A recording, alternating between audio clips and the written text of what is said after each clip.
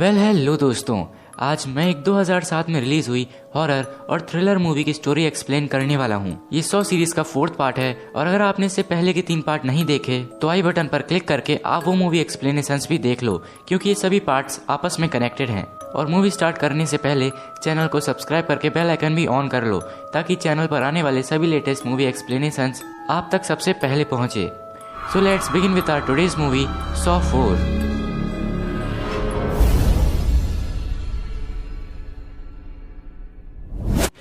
जैसे ही movie start होती है हम देखते हैं कि जिक्सॉ का पोस्टमार्टम चल रहा है, क्योंकि सॉ 3 में जिक्सॉ मारा गया था। डॉक्टर जिक्सॉ की बॉडी के अलग अलग पार्ट्स निकाल रहा था, तभी उसे जिक्सॉ के पेट में एक टेप मिलता है। ये वही टेप था जिस पर पार्ट 3 में जिक्सॉ वैक्स डाल रहा था। उसने ऐसा इसलिए किया था ताकि वो आसानी से उस टेप को निगल सके। फिर डॉक्टर तुरंत पुलिस को बुलाता है, जिसके बाद वहाँ डिटेक्टिव हॉफमैन आता है और ये टेप उसी के लिए ही था। हॉफमैन इस सोच में था कि जिक्सॉ की डेड बॉडी उसके सामने है, फिर भी वो मरते मरते उसके लिए एक टेप छोड़ गया। उसमें जिक्सॉ ने हॉफमैन के लिए एक मैसेज छोड़ा था कि अब वो भी जिक्सॉ गेम का एक पार्ट है। फिर हमें 2 आदमी आर्ट और ट्रेवर को दिखाया जाता है, जिनमें से आर्ट के होठ सिले हुए थे और ट्रेवर की आंखें सिली हुई थीं। वहाँ एक मशीन थी जो चेन के जरिए उन दोनों को अपनी ओर खींच रही थी। उन दोनों को मशीन में क्रश होने से पहले वहाँ से आजाद होना था और उनकी चाबियां एक दूसरे के गर्दन के पीछे लगी थी। अब आर्ट ने तो चाबी देख ली थी, पर ट्रेवर को चाबी की कोई खबर नहीं थी और न ही आर्ट उसे बता सकता था। आर्ट उसके पास चाबी लेने जाता है, पर ट्रेवर उसे अपना दुश्मन समझकर मारने लगता है। अब आर्ट के पास अपनी चाबी लेने का कोई और रास्ता नहीं था, तो वो ट्रेवर को मारकर अपनी चाबी ले लेता है और उस ट्रैप से आजाद हो जाता है। फिर हम देखते हैं कि पुलिस स्क्वाड जिक्सॉ की गेम लोकेशन पर जाती है। उस टीम का लीडर ऑफिसर रिक था और उसके साथ वहाँ हॉफमैन भी था। अब क्योंकि वो जिक्सॉ की गेम लोकेशन थी तो वहाँ पर और भी ट्रैप्स हो सकते थे, तो वो पहले वहाँ एक रोबोट अंदर भेजते हैं। उससे उन्हें पता चलता है कि अंदर एलिसन एक ट्रैप में फंसी हुई है। ये देखकर रिक जल्दी से अंदर चला जाता है, क्योंकि उसे लगा था कि वो एलिसन को बचा लेगा, पर जैसा कि हमने सॉ 3 में देखा था वो पहले ही मर चुकी थी। ये देखकर रिक को बहुत दुख होता है, क्योंकि पहले उसने अपने साथी एरिक को खो दिया और अब एलिसन को। तभी वहाँ 2 FBI एजेंट स्ट्राम और पेरेज आते हैं। वो एलिसन के पुराने दोस्त थे। अब वो दोनों जरा से ज्यादा होशियार थे, तो वो दिमाग लगाते हैं कि जिक्सॉ तो अपनी आखिरी सांसें गिन रहा था, तो वो किसी को इतने बड़े ट्रैप में कैसे फंसा सकता है। हॉफमैन कहता है कि ये जरूर अमांडा ने किया होगा, तो वो लोग कहते हैं कि अमांडा भी ये नहीं कर सकती, ये जरूर किसी हट्टे कट्टे आदमी का काम है। वो दोनों एजेंट वहाँ इसलिए आए थे क्योंकि उन्हें एलिसन की तरफ से एक मैसेज मिला था कि open the door and you will find me, और उसके साथ उन्हें एक चाबी भी मिली थी। हॉफमैन को उस मैसेज के बारे में कोई भी नॉलेज नहीं थी। फिर जब रिक अपने घर वापस आता है तो वो देखता है कि उसकी वाइफ अपने मॉम के घर जा रही थी। क्योंकि रिक अपने घर नहीं आता, वो हमेशा जिक्सॉ के केस में ही फंसा रहता है। वहीं वो दोनों एजेंट्स भी इस केस को सुलझाने की कोशिश कर रहे थे। उन्हें पता चलता है कि जिक्सॉ की खुद की एक कंपनी भी थी और उसके पास सिविल इंजीनियर की डिग्री भी थी, इसलिए वो इतने परफेक्ट ट्रैप्स बना पाता था। उन एजेंट्स को जो मैसेज एलिसन की तरफ से मिला था उसमें ये भी लिखा था कि 2 ऑफिसर्स खतरे में हैं, पर उन्होंने ये बात हॉफमैन को नहीं बताई। हॉफमैन को पता चलता है कि हॉस्पिटल से एक डॉक्टर गायब है, तो वो हॉस्पिटल जाता है। वहीं रिक घर पर अकेला था, तभी कोई उस पर हमला कर देता है और दूसरी तरफ एक पिग मास्क वाला आदमी हॉफमैन को किडनैप कर लेता है। फिर हम देखते हैं कि जब रिक की आंख खुलती है वो खुद को अपनी ही बाथरूम में पाता है। उसके लिए जिक्सॉ ने एक मैसेज छोड़ा था, जिसमें उसे पता चलता है कि एरिक अभी तक जिंदा है। अमांडा ने तो उसे मरने छोड़ दिया था, पर जिक्सॉ ने उसे बचा लिया और 6 महीने तक अपनी कैद में रखा, और अभी वो जिक्सॉ के ट्रैप में फंसा हुआ है। 90 मिनट्स में उसके नीचे रखा हुआ बर्फ पिघल जाएगा और एरिक फांसी से लटक कर मारा जाएगा, और उसके साथ हॉफमैन भी खतरे में था। आज जिक्सॉ रिक को किसी को बचाने का मौका दे रहा है। जैसे ही रिक बाथरूम से बाहर आता है वो देखता है कि उसके लिविंग रूम में एक पिग मास्क पहना हुआ आदमी चेयर पर बैठा हुआ है। वो एक लड़की है जिसके हाथ में एक टेप भी था और वो चेन से चेयर पर बंधी हुई है। वहाँ सामने दीवार पर लिखा था कि सी व्हाट आई सी, यानी वो देखो जो मैं देखता हूँ। जैसे ही रिक उस लड़की के पास जाता है डब्बा टीवी अपने आप चालू हो जाता है। उसमें जिक्सॉ रिक को बताता है कि वो एक प्रोस्टिट्यूट है और अभी उसे मदद की जरूरत है, पर उसकी मदद करना तुम्हारा काम नहीं है। यहाँ से बिना कुछ करे चुपचाप चले जाओ, क्योंकि उस लड़की ने कुछ क्राइम्स भी किए हैं। पर रिक फिर भी उस लड़की की मदद करता है। वो जैसे ही मास्क हटाता है उसका ट्रैप अपने आप ऑन हो जाता है और उसकी स्कैल्प खींचने लगता है।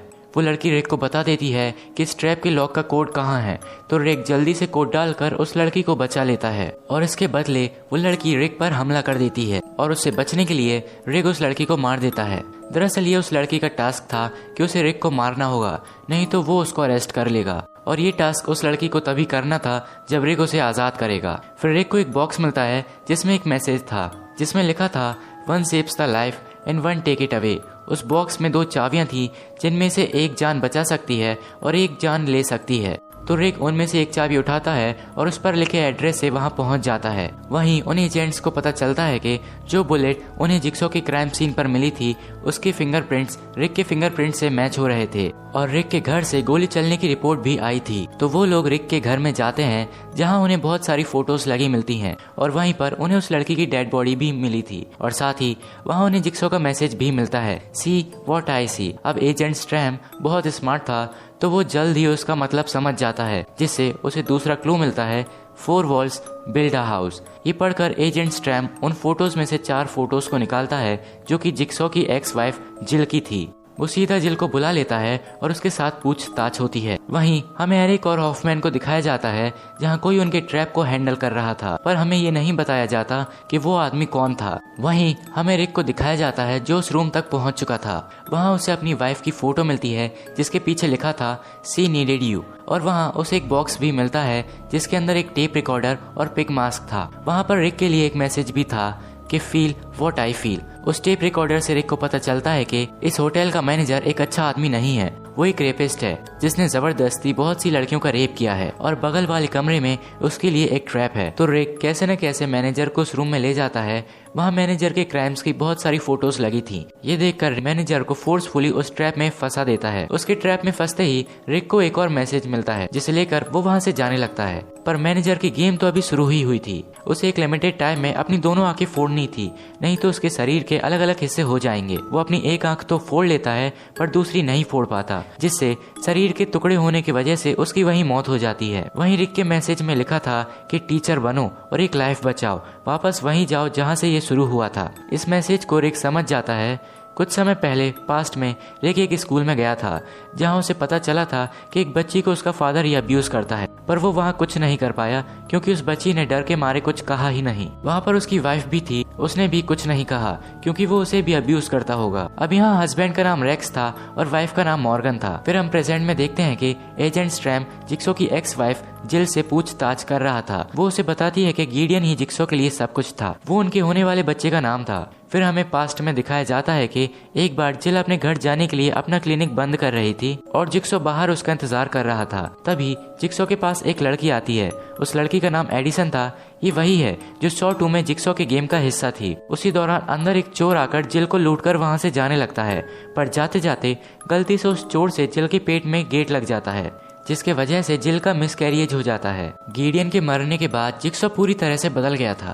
फिर हम वापस प्रेजेंट में आते हैं और स्ट्रैम को यहीं पर अपनी पूछताछ रोकनी पड़ती है क्योंकि उनके पास एक और नया केस आया था। ये केस उसी होटल मैनेजर का था। थोड़ी छानबीन करने के बाद एजेंट्स को पता चलता है कि वो रूम एक लॉयर आर्ट ब्लैंक के नाम पर बुक था। अब ये वही आदमी है जिसे हमने मूवी की स्टार्टिंग में जिक्सो के ट्रैप में फंसा हुआ देखा था। और एजेंट्स को आर्ट ब्लैंक की एक प्रॉपर्टी के बारे में भी पता चलता है। जब वो वहाँ जाते हैं वहाँ उन्हें 2 फाइल्स मिलती हैं, जिनमें से एक पर वही मैसेज था जो एलिसन ने उन्हें दिया था और एक पर वार्निंग दी गई थी। अब उन फाइल्स के अंदर क्या है ये तो हमें नहीं दिखाया जाता, पर उन्हें देखकर एजेंट समझ गए थे कि जिन दोनों ऑफिसर्स की जान को खतरा है वो कोई और नहीं बल्कि वो दोनों खुद हैं। फिर हमें एरिक और हॉफमैन को दिखाया जाता है और उसे भी दिखाया जाता है जो इस गेम को कंडक्ट कर रहा था, और वो आदमी था Art Blank. Art Blank Rex का ही लॉयर था। फिर हमें रिक को दिखाया जाता है जो उस स्कूल तक पहुंच गया था जहां उसे उस बच्ची का केस मिला था। वहां वो देखता है कि रेक्स और उसकी वाइफ मॉर्गन दोनों एक ट्रैप में फंसे हुए हैं, जिनमें से रेक्स मर चुका है और मॉर्गन अभी भी जिंदा है। वो कहती है कि वो ये गेम जीत गई। वहाँ जिक्सो ने रिक के लिए एक मैसेज भी छोड़ा था, सेव एज आई सेव, वैसे बचाओ जैसे मैं बचाता हूँ। इस गेम में मॉर्गन और रेक्स के शरीर में कुछ मेटल के स्पाइक्स घुसे थे। मॉर्गन के शरीर में वो ऐसे जगह घुसे थे जहाँ से ज्यादा खून नहीं बहता, लेकिन रेक्स की बॉडी में वो ऐसे जगह घुसे थे जहाँ से खून ज्यादा बहता है। अब चॉइस मॉर्गन के हाथों में थी। अगर उसने स्पाइक्स निकाल दी तो रेक्स ब्लड लॉस से मारा जाएगा, पर वो बच सकती है, तो मॉर्गन ऐसा ही करती है। अब उनके ताले की चाबी रिक के पास थी और उसे उनकी मदद जिक्सो के तरीके से करनी थी, तो वो मॉर्गन को बस चाबी दे देता है ताकि मॉर्गन अपनी हेल्प खुद कर सके। रिक को वहाँ से उसकी वाइफ की फोटो मिलती है जिसके पीछे लिखा था गो होम, पर इसका मतलब कुछ और था जिसे रिक समझ चुका था। फिर वो वहाँ से चला जाता है, पर जाते जाते वो फायर अलार्म ऑन कर जाता है। फिर हमें एजेंट स्टार्म और पेरिस को दिखाया जाता है जो स्कूल में पहुंच चुके थे। वहाँ उन्हें पता चलता है कि जो भी लोग जिक्सो के ट्रैप में फंसे थे उन सबका लॉयर आर्ट ब्लैंक ही था। और सबसे जरूरी बात, जिक्सो की एक्स वाइफ जिल टक का लॉयर भी आर्ट ब्लैंक ही था।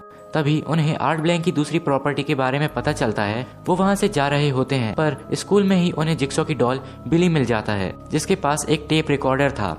वो मैसेज पेरिस के लिए था। वो उनसे कहता है कि स्ट्राम जल्द ही एक इनोसेंट आदमी को मारने वाला है। फिर वो कहता है कि ओपन द डोर। पेरिस को सही से सुनाई नहीं देता, तो वो पास आकर सुनती है।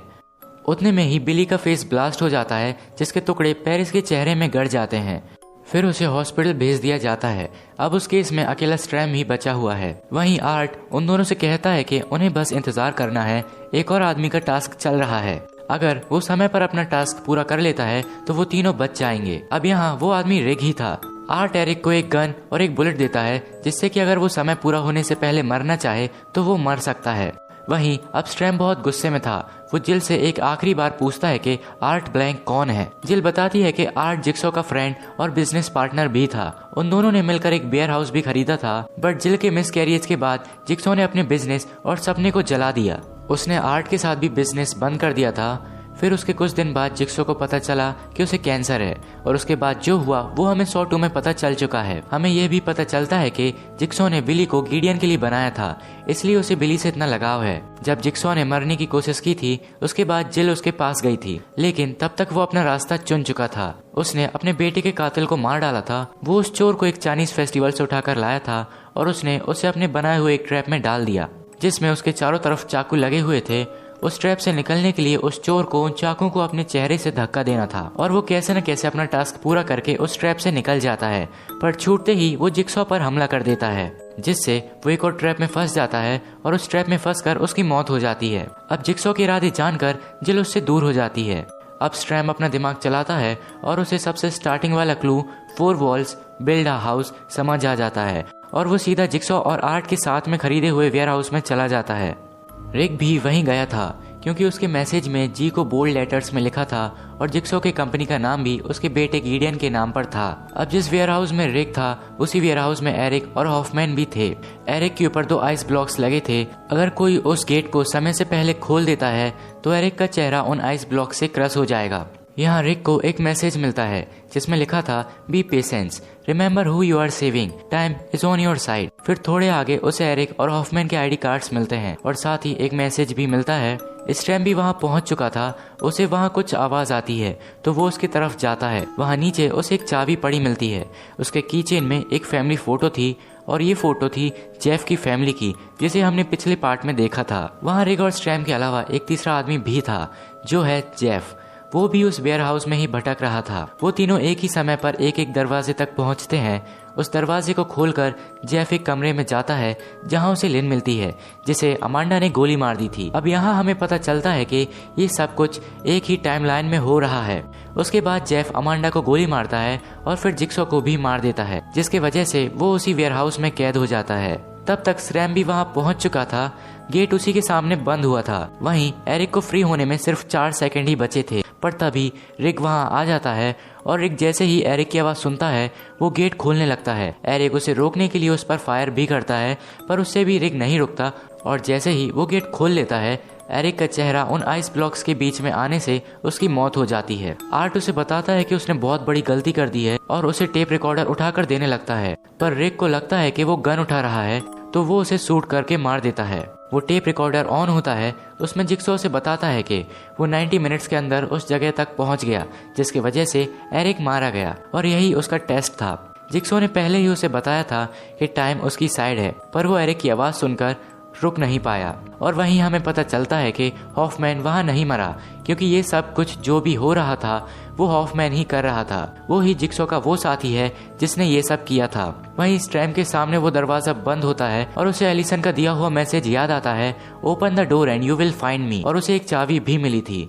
तो स्ट्रैम उसी चाबी से गेट को खोलकर अंदर चला जाता है। अंदर जाते ही जेफ उस पर गन पॉइंट कर लेता है, और स्ट्रैम बिना सोचे समझे जेफ पर फायर करके उसे मार देता है। अब यहाँ जिक्सो की कही एक और बात सच हो जाती है कि जल्द ही स्ट्रैम एक इनोसेंट आदमी को मारने वाला है, क्योंकि जेफ की गन में एक ही बुलेट थी जिससे उसने अमांडा को मार दिया, और अब उसकी गन खाली थी। वहीं स्ट्रैम को जिक्सो भी मिलता है जिसे जेफ ने मारा था। उसी वक्त बाहर से हॉफमैन वो गेट बंद कर देता है, और स्ट्रैम वहीं कैद हो जाता है। फिर वहाँ से हमें सीधा जिक्सो के ऑटोप्सी वाला सीन दिखाया जाता है, जहाँ हॉफमैन जिक्सो के पेट से निकला हुआ टेप रिकॉर्डर सुन रहा था। जिक्सो कहता है कि उसे भी टेस्ट किया जाएगा और यही मूवी एंड हो जाती है। Hope you enjoyed this video. For more such video subscribe to our channel and press the bell icon. और हमें कमेंट करके ज़रूर बताएं कि आपको मूवी की स्टोरी और एक्सप्लेनेशन कैसा लगा। Thanks for watching.